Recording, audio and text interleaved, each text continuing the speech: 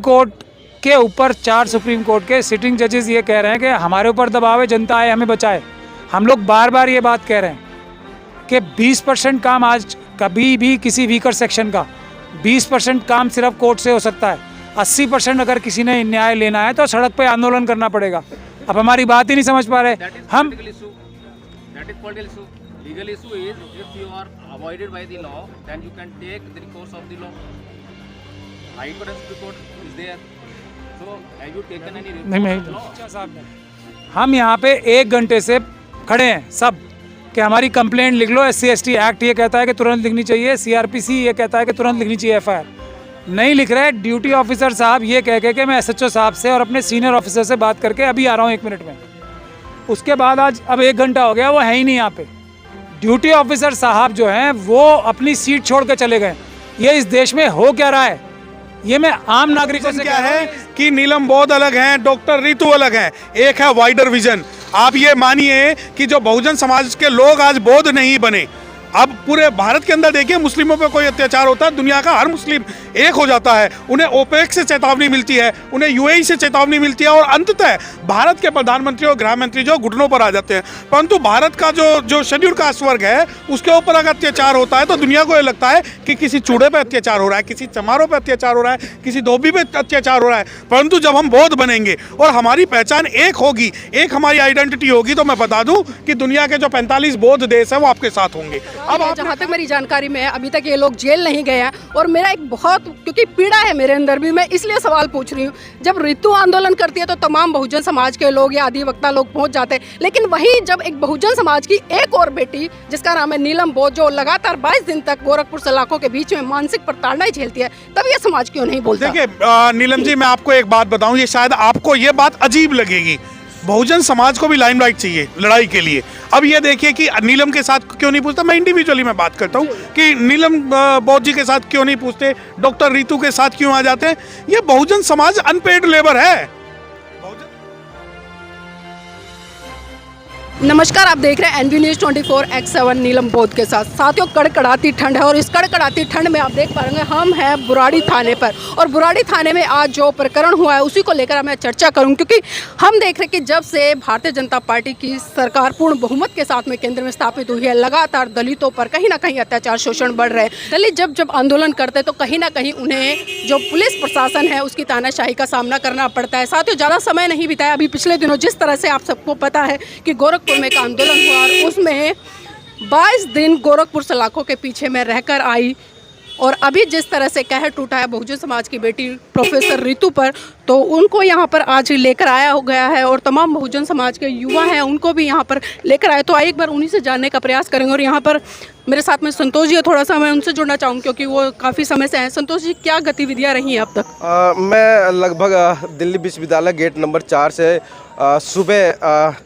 11:30 बजे से मैं देख रहा था कि वहाँ पे प्रदर्शन चल रहा है और शांतिपूर्वक चल रहा है। उससे पहले एक कंप्लेंट आई थी हम लोगों के पास कि जैसा कि वायरल हुआ था वीडियो कि सुबह ही सुबह प्रोफेसर रितु का जो टेंट वगैरह है, जो प्रदर्शन जो स्थल है, वो उसे दिल्ली पुलिस ने उखाड़ दिया है और वहाँ पे जो सामान था, बाबा साहब की जो प्रतिमा जो रखी हुई थी, शायद उसके साथ में भी तोड़ फोड़ किया गया और उसे फेंक दिया गया है।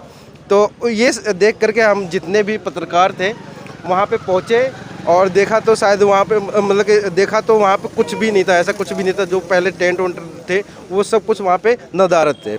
उसके बाद दिल्ली पुलिस का जो आश्वासन आता है कि यहाँ पे धारा 144 लगाया गया है और धारा 144 के अंतर्गत उस वहाँ पे कोई भी प्रदर्शन ना हो, जैसे कि बैरिकेटर पर लिखा हुआ था। वो इश्तिहार भी मैंने दर्शकों को मैंने दिखाने का काम किया कि वहाँ पे धारा 144 का वहाँ पे इश्तिहार लगा हुआ था। और ठीक है, तो आइए इसी कड़ी में हमारे साथ में यहाँ पर कुछ अधिवक्ता भी हैं, क्योंकि हम देख रहे हैं यहाँ पर डिस्ट्रिक्ट कोर्ट से लेकर सुप्रीम कोर्ट तक के अधिवक्ता मौजूद हैं और लगातार डॉक्टर रितु प्रोफेसर के प्रोटेस्ट में यहाँ पर आए। तो उन्हीं से जानने का प्रयास करूंगी। मेरे साथ में अभी सत्य प्रकाश जी, उन्हीं से जानूंगी। सत्य प्रकाश जी, लगातार जिस तरह से 135 दिन हो गए इस आंदोलन को, तो इस तरह के आंदोलन जब बहुजन समाज के लोग करते हैं तो उन्हें चाहे तो सलाखें मिलते हैं या फिर जेल थाने। देखिए कि जुल्म सहाता नहीं सहेंगे, जुल्म सहाता नहीं सहेंगे।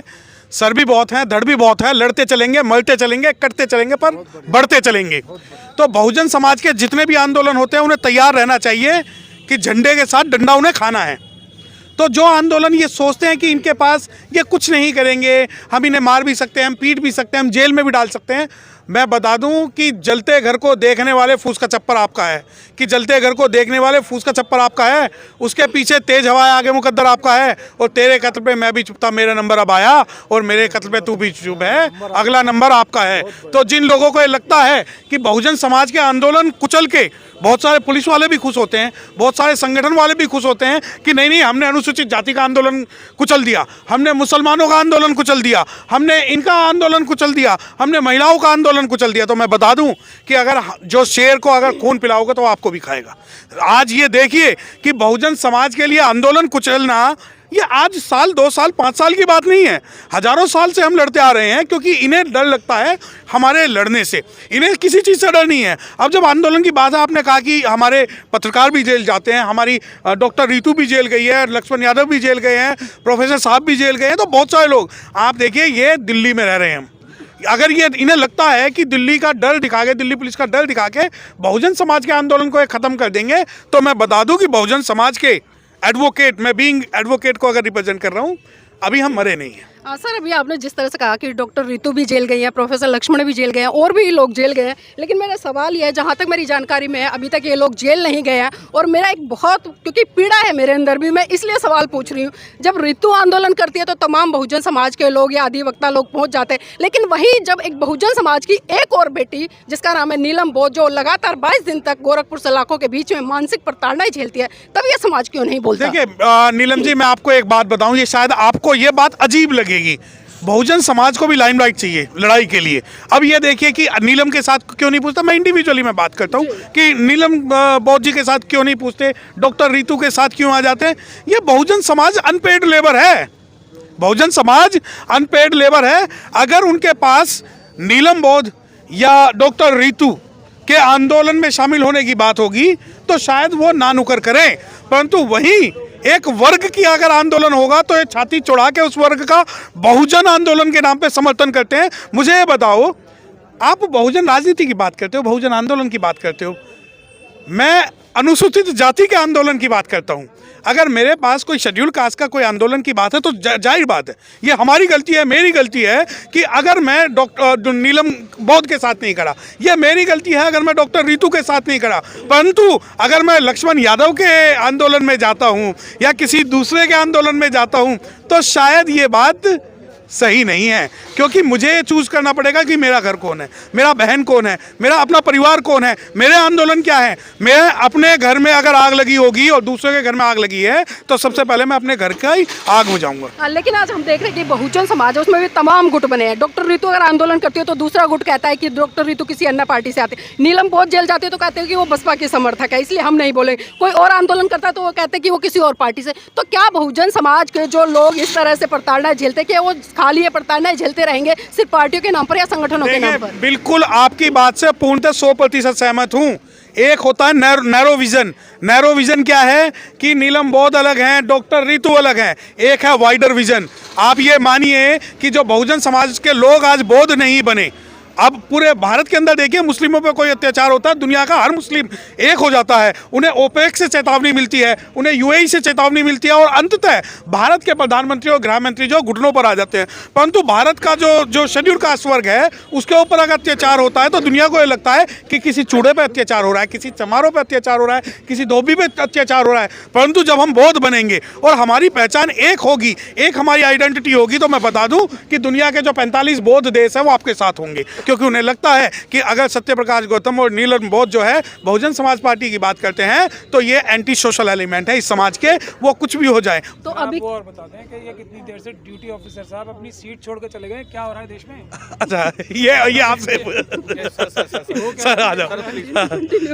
देश में हमारे हो क्या रहा है ये देख लीजिए। ये है अमित शाह साहब की पुलिस, और कितना दबाव डाल रखा है दिल्ली पुलिस के ऊपर अमित शाह साहब ने।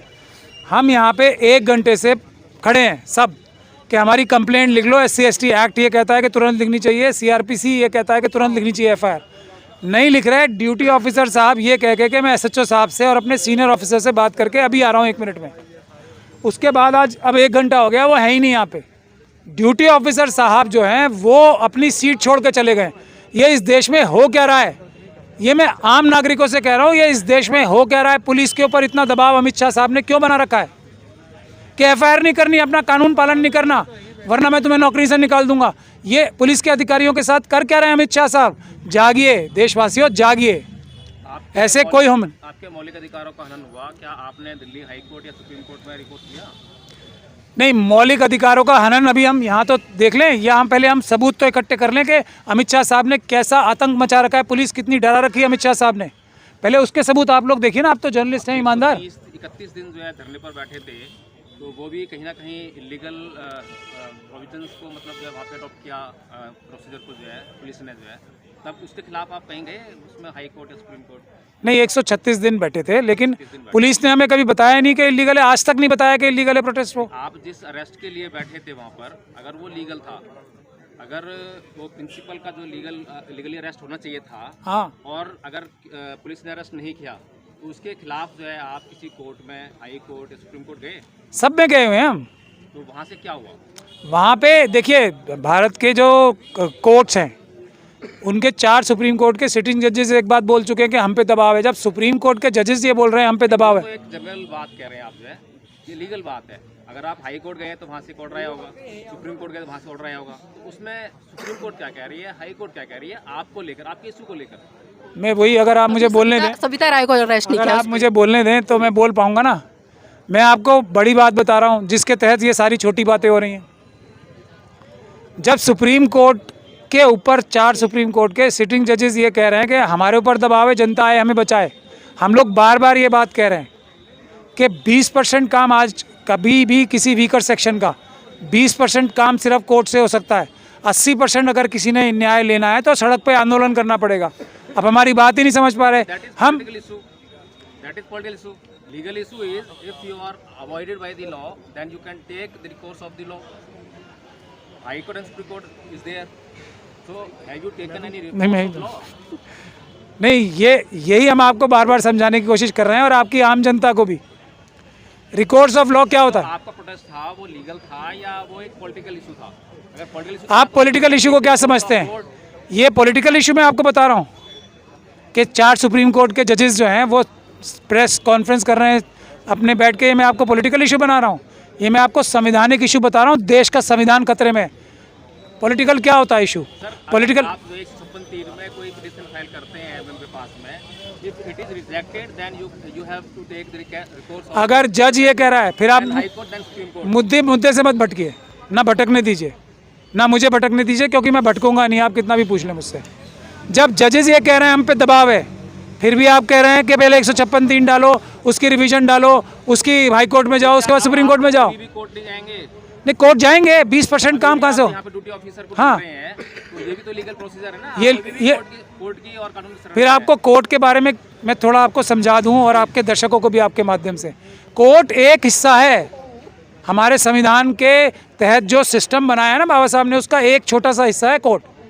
ये जो अभी हम यहाँ कर रहे हैं ये बड़ा हिस्सा है कि हम बाध्य कर रहे हैं संविधान के हिसाब से काम करने का अपने नौकरों को। पब्लिक जो हम मालिक हैं देश के, हम अपने नौकरों को ये बाध्य कर रहे हैं कि पीसफुल तरीके से देखिए कि आप संविधान के और कानून के हिसाब से काम करो। कोर्ट के पास आदमी कब जाता है? जब उस अधिकारी जो हैं वो जो कानून है उसका उल्लंघन करे, वो शिकायत लेके। पहले हम अपनी ठीक से शिकायत करना शुरू करें। हमारे 90% काम 80% काम यहीं से होंगे। बाबा साहब ने कहा था कि now the Gandhian type of protest is illegal and unconstitutional. इसके क्या मायने थे?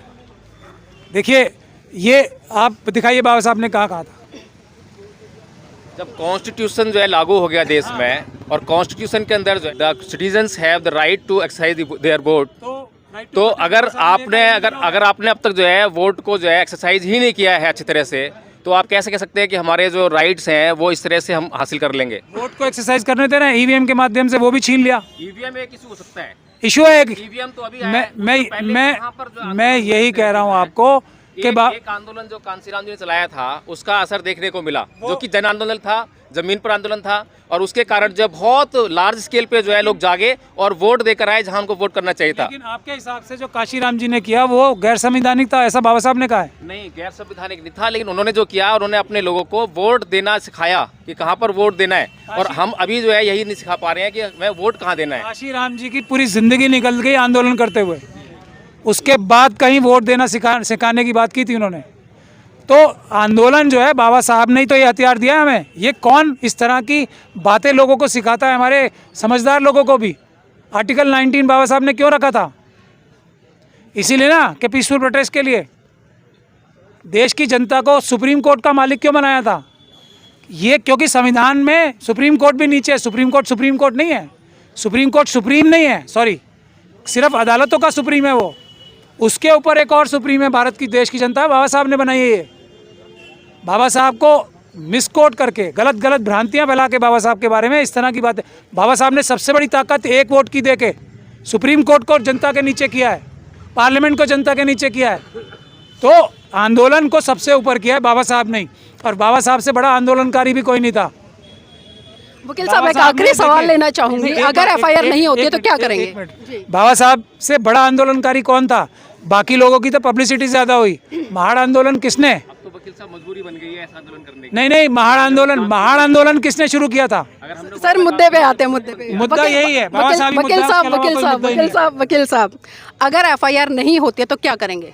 जो हम कर रहे हैं 80% काम हम पीसफुल प्रोटेस्ट करके करेंगे, और 20% पास काट हम कल अदालत में भी जा रहे हैं।